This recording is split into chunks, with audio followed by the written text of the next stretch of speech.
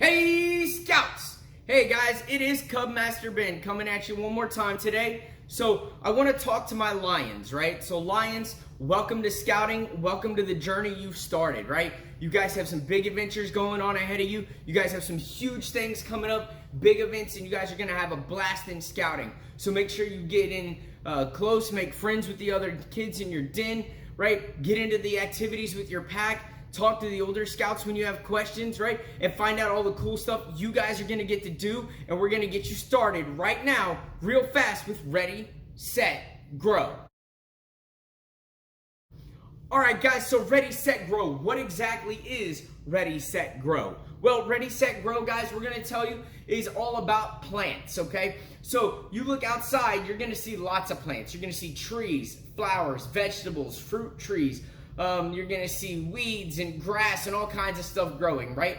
So all that stuff requires a couple different things to actually grow, okay? And then we're going to talk to you about how you can grow those separate things in a couple different ways that works, right?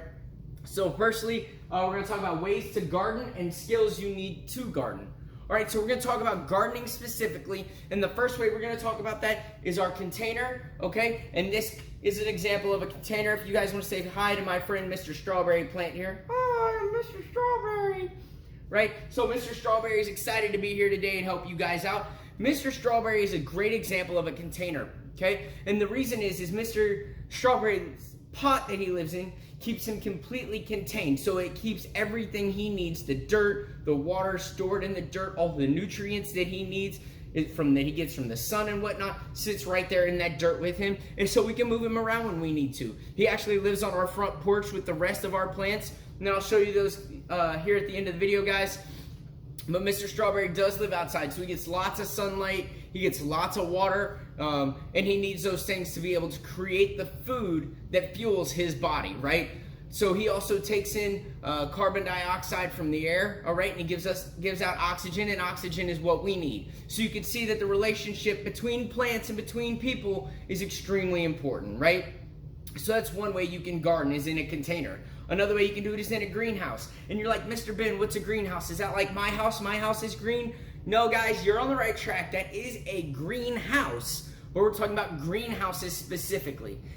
Now, you might see greenhouses maybe at some stores or out in your neighborhoods as you drive around. Some people have them in their backyards.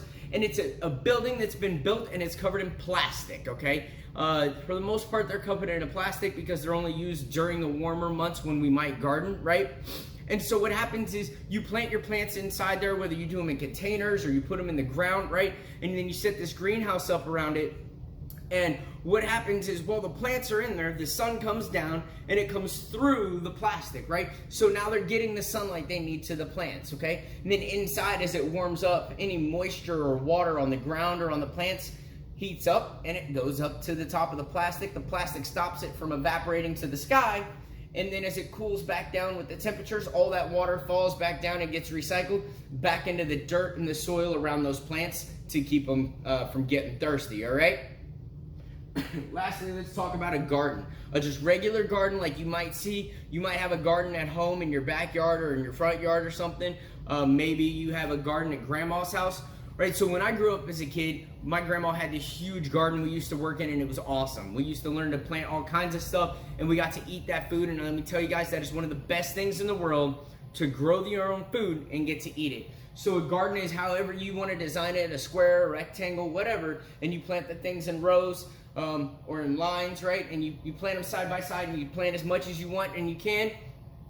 And you keep it going, and it's the same thing. They get lots of water, you get them lots of sunlight, and they'll grow and make you give you big, strong plants and give you big, strong muscles from eating the vegetables that'll come off of those plants. Okay, so next thing we're going to talk about, where does your food come from? So we already talked about that. We touched on it here for a second about your food, right? So we're talking your vegetables, your fruits. They come from trees, they come from vines, right?